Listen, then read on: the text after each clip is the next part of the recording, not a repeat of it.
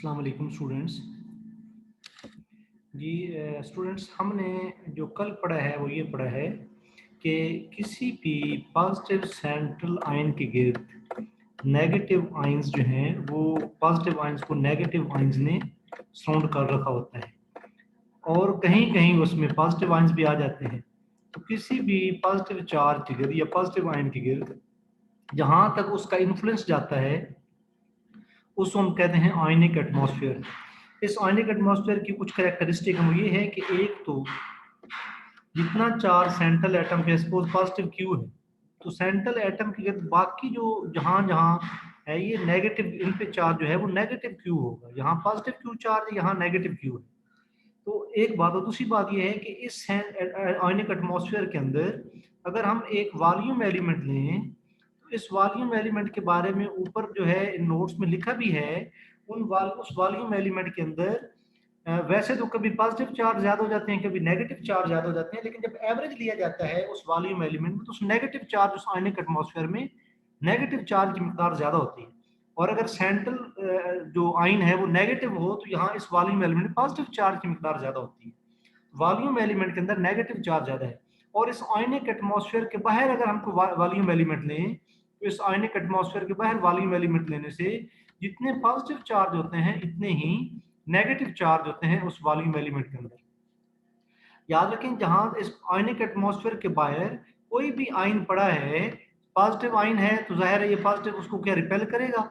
तो यहाँ आयनिक एटमॉस्फेयर के बाहर कोई रिपल्शन इसके ऊपर नहीं होगी और ना कोई अट्रैक्शन होगी। अगर नेगेटिव चार्ज होगा उस केस में कोई अट्रैक्शन नहीं होगी, पॉजिटिव चार्ज होगा तो उस केस में कोई रिपल्शन नहीं होगी। तो हम कहते हैं यहाँ पे जो पोटेंशियल है वो हमारे पास जीरो पोटेंशियल है। जबकि आयनिक एटमॉस्फेयर के अंदर ये जो सेंट्रल आयन है ये किसी पॉजिटिव चार्ज वाले आयन को अट्रैक्ट भी कर सकता है, रिपेल भी कर सकता है। कितनी फोर्स अट्रैक्ट या रिपेल करेगा उस फोर्स को हम कहते हैं पोटेंशियल। पोटेंशियल यानी साई, उसकी कुछ ना कुछ वैल्यू होगी। अभी तो ये पोटेंशियल की हमने बात की है। अब अगर एक और बात, यहाँ पे आयनिक एटमॉस्फेयर के बाहर किसी भी पॉइंट पे पॉजिटिव और नेगेटिव चार्ज की जो आयंस की तादाद है वो n+0 है, n-0। n+0 mean number of positive ion at a point of zero potential, and -0 mean number of negative ions at a point of zero potential। अब अगर आयनिक एटमॉस्फेयर के अंदर हमने मालूम करने हैं कि पॉजिटिव आयन और नेगेटिव आयन कितने हैं तो ये है number of positive ion at a point of a definite potential. ये है number of positive ion at a point of zero potential. ये है number of positive ion at a point of any potential, यानी potential की कुछ ना कुछ value है इसके अंदर। तो उसमें पॉजिटिव आयन की तादाद को n पॉजिटिव और नेगेटिव आयन की तादाद को n नेगेटिव बोलते हैं। तो ये पॉजिटिव आयन आयनिक एटमॉस्फेयर के अंदर कितने पॉजिटिव आयन होंगे वो डिपेंड करता है कि उस आयन की वैलेंसी क्या है। वैलेंसी के साथ उसका क्या लिंक है। जाहिर है हमने भी तो देखा था जो फोर्स ऑफ अट्रैक्शन होती है वो चार्जेस की मैग्नीट्यूड के डायरेक्टली प्रोपोर्शनल होती है। तो अगर वैलेंसी ज्यादा होगी तो फोर्स ऑफ अट्रैक्शन या फोर्स ऑफ रिपल्शन ज्यादा होगी। इस तरह इन पे डिपेंड करती है। इसी तरह चार्ज जो है वो नेचर ऑफ इलेक्ट्रोस्टैटिक फोर्स को बताता है। अगर पॉजिटिव चार्ज इसके गिर्द पड़ा है तो उसको रिपल्शन होगी, नेगेटिव चार्ज हो तो अट्रैक्शन होगी। तो ये है। और साई है potential at any point in the ionic atmosphere. और टेम्परेचर पे डिपेंड कर, टेम्परेचर ज्यादा होगा तो ज़ाहिर आयन जो है वो डिस्पर्स होंगे। तो number of positive ion at a point of any potential वो इसके इक्वल है और number of negative ion at a point of any potential वो इसके इक्वल है। ये दो इक्वेशन है। ये बोल्ट्जमैन डिस्ट्रीब्यूशन लॉ के जरिए जो आप लोगों ने पिछले सेमेस्टर में पढ़ा है उसके जरिए ये मालूम किया जाता है। तो अब अगर मैं कहूं कि पोटेंशियल की वैल्यू इसके इर्द गिर्द क्या है तो पोटेंशियल की वैल्यू चेंज होती रहेगी। अगर आयन दूर होगा तो पोटेंशियल की वैल्यू कम होगी, आयन नजदीक होगा तो पोटेंशियल की वैल्यू ज्यादा होगी। तो ये है। उसके बाद एक ये सारे जो पैरामीटर हमने किए हैं वो सारे पैरामीटर ये हैं। n प्लस नॉट क्या है, नंबर ऑफ पॉजिटिव आयन है, number of negative ion at a point where electric potential is zero. उसके बाद z प्लस क्या है, वैलेंसी ऑफ पॉजिटिव और negative ion z negative. e क्या है, अमाउंट ऑफ यूनिट चार्ज। उसके बाद साई क्या है, time average of electrical potential in the centre of volume element dv। के जो वॉल्यूम एलिमेंट हमने लिया है उसके अंदर इलेक्ट्रिकल पोटेंशियल क्या है। एक इंपॉर्टेंट बात, z प्लस ई साई ये आपके पास है work done in bringing a unit positive charge from infinity two point under consideration. ये है वर्क डन Z प्लस ई साई। ये आपके पास है वर्क डन। पॉजिटिव चार्ज को सेंट्रल आयन के नजदीक लाने के लिए कितना काम करना पड़ेगा और नेगेटिव चार्ज को कितना काम करना पड़ेगा। एक याद रखें एक बात, जो वर्क डन होता है ना इलेक्ट्रिकल वर्क, वो हमारे पास इक्वल होता है Q multiplied by V। V mean potential. Potential कितना है जी, हमारे पास साई है। और हमारे पास Q क्या है, हमारे पास Q क्या है, ये चार्ज है। चार्ज कितना है, वो ZE। ZE ये चार्ज है, तो चार्ज की जगह ZE आ गया और V की जगह, तो इसका मतलब ये वर्क डन है। ये फिजिक्स में है, 9th 10th की फिजिक्स में, कि वर्क डन Q V की इक्वल होता है। ZE और हमारे पास क्या आ गया, Sai. Work done in bringing a unit positive charge from infinity two point under consideration. और Z माइनस E साई क्या है, work done in bringing unit negative charge. Negative charge को लाने के लिए कितना काम करना पड़ता है। के बोल्ट्जमैन कांस्टेंट है, T जो है एब्सोल्यूट टेम्परेचर है। एक बड़ी इंपॉर्टेंट बात, जो KT है ये है factor which control thermal energy of ion. Ion अपनी थर्मल एनर्जी की वजह से, टेम्परेचर की वजह से, जब टेम्परेचर कुछ भी होता है तो आयंस की कुछ मूवमेंट होती है। टेम्परेचर की वजह से जो आयंस की मूवमेंट है उसको कहते हैं थर्मल एनर्जी। और याद रखें Z प्लस ई इसे कहते हैं इलेक्ट्रिकल एनर्जी। ये इलेक्ट्रिकल एनर्जी है ZE साई, और KT जो है वो थर्मल एनर्जी है। तो आप लोगों को अगर मैं दिखाऊं तो ये जो हम लोगों ने यहाँ पे ये देखा है, तो इसमें ये जो ऊपर वाला पैरामीटर है, ये पैरामीटर क्या है, ये है इलेक्ट्रिकल एनर्जी ऑफ आयन। और KT क्या है, ये थर्मल एनर्जी ऑफ आयन है। ये इलेक्ट्रिकल एनर्जी ऑफ आयन है, ये थर्मल एनर्जी ऑफ आयन है। तो इसकी ये सिग्निफिकेंस होगी। अब उसके बाद ये जो अभी मैंने आपको बताया है कि पोटेंशियल होती है work per unit positive charge, potential को साई है, वर्क को W क्या है और Q क्या है, ZE। तो W क्या हो गया, ZE साई, ये वही जो मैंने आप लोगों को भी ये बताया है। उसके बाद एक और थोड़ा आगे चलते हैं, तो उसमें आप लोग याद रखें, in the vicinity of positive ion is located at the density of positive ion charge per unit volume can be determined।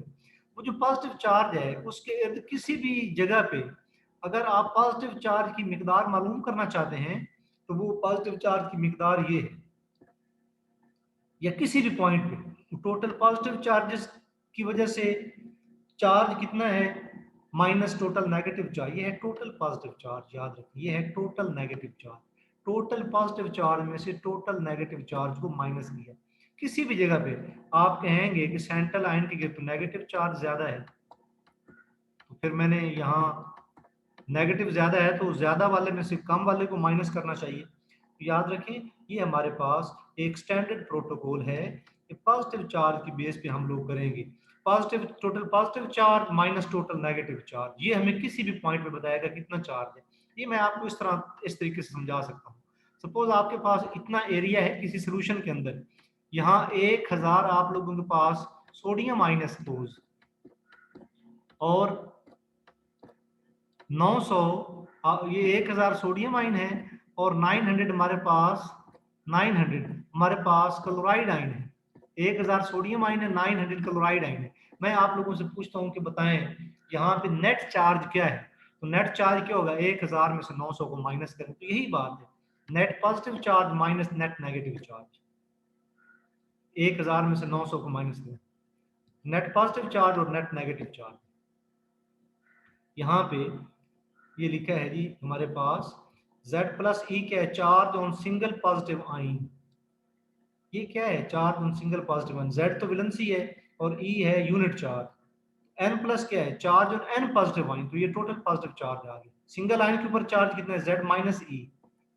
N negative ion के ऊपर कितना चार्ज है, N माइनस ई Z माइनस ई, तो ये टोटल नेगेटिव, ये total positive charge, ये total negative charge. Total positive charge में से टोटल नेगेटिव चार्ज माइनस करें तो हमारे पास आ जाएगा नेट चार्ज क्या है। नेट चार्ज को रो से ज़ाहिर करते हैं, चार्ज डेंसिटी बोलते हैं, ये लिखा है। तो अब यहाँ पे हमारे पास n प्लस जेड प्लस ई, n माइनस जेड माइनस ई, n प्लस की जगह वैल्यू पुट करें, ऊपर हमने लिखी है ये, यहाँ पे n प्लस और n माइनस की ये जो वैल्यू आप लोगों ने ली है, n प्लस की वैल्यू ये है, n माइनस की वैल्यू ये है। ये n प्लस और n माइनस की वैल्यू जो है आप लोग यहाँ पुट करें, n प्लस की जगह वैल्यू पुट करें और n माइनस की जगह वैल्यू पुट करें। वो वैल्यू तो आप लोगों को जुबानी याद होनी चाहिए। n प्लस की जगह क्या है, ये क्या है, number of positive charge at a point of zero potential, e raised to power minus z plus e psi over kt। और ये क्या है, ये इलेक्ट्रिकल एनर्जी है, डिवाइडेड बाई kt क्या है, ये थर्मल एनर्जी है। तो ये हमने n प्लस की जगह यहाँ वैल्यू पुट की है, n प्लस की जगह, बाकी क्या आ गया, z प्लस ई आ गया। इस तरह n माइनस की जगह वैल्यू पुट करें, n माइनस की जगह ये वैल्यू आ गई।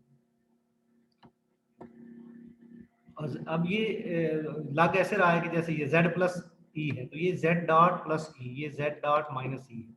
अब अगर आइन जो है यूनिवेलेंट हूँ, पॉजिटिव और नेगेटिव आइन इक्वल, यानी पॉजिटिव यूनिवेलेंट आइन क्या है, सपोज सोडियम क्लोराइड है, इसमें सोडियम पे चार्ज क्या होता है, +1, और क्लोराइड पे क्या चार्ज होता है, -1, +1 और -1, +1 चार्ज है और यहाँ पे क्या चार्ज है, -1 चार्ज है, +1 चार्ज और यहाँ पे क्या है, -1 चार्ज है। तो ये हमारे पास जो है वो यूनिवेलेंट आयन हो गया, Z प्लस भी 1 है और Z माइनस भी 1 है। उस तरह आपको पता है कि आयनिक एटमॉस्फेयर के बाहर जितने पॉजिटिव चार्जेस होते हैं, इतने नेगेटिव चार्जेस होते हैं, इसको आप n कह सकते हैं। तो इसकी जगह n पुट करें, इसकी जगह आप लोग n पुट करें, Z प्लस की जगह 1 पुट करें, Z माइनस की जगह भी 1 पुट करें। जब ये आप पुट करेंगे तो आप लोगों के पास ये चीज़ बन जाएगी Ne, क्योंकि यहाँ इसकी जगह भी n और इसकी जगह भी n और e जो है वो e और e ये बाहर आ गया है, बाकी आपके पास e रेस्ट पर माइनस ई साई ओवर के टी और ये। अब ये चीज कॉमन आ गई एन ई, याद रखें this is not a, this is N, N E, ये चीज हमारे पास कॉमन आ गई, बाकी हमारे पास ये रहेगी। अब यहाँ पे टोटल मैथ इन्वॉल्व है, टोटल मैथ इन्वॉल्व है। आप ई साई और के टी को एक्सपोर्ट करें, अब मैथ इन्वॉल्व है। जब आप एक्सपोर्ट करेंगे तो आप लोगों के पास ई रेस्ट पर -x और ई रेस्ट पर +x आ गया, और ये सीरीज है मैथ में, e प्लस एक्स इसकी इक्वल होता है 1 प्लस एक्स और 1 फैक्टोरियल एक्स स्क्वायर और 2 फैक्टोरियल प्लस एक्स 3 और 3 फैक्टोरियल।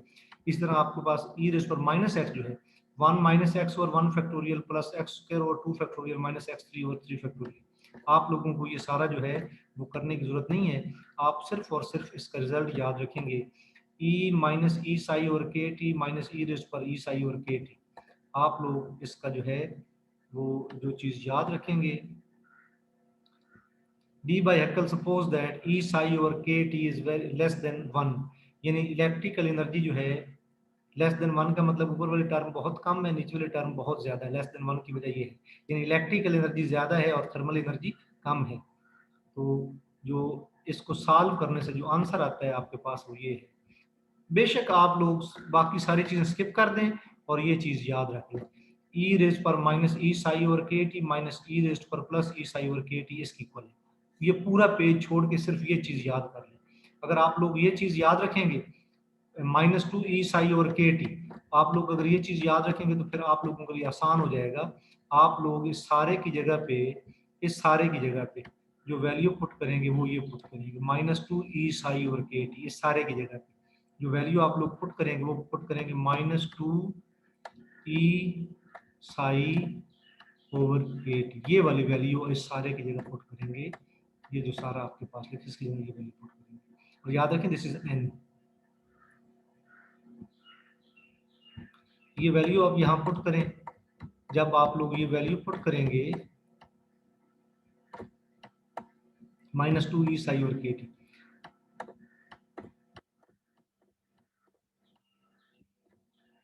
अब हम लोग पेज जो है 144 होना चाहिए इधर, 144 पेज, 144।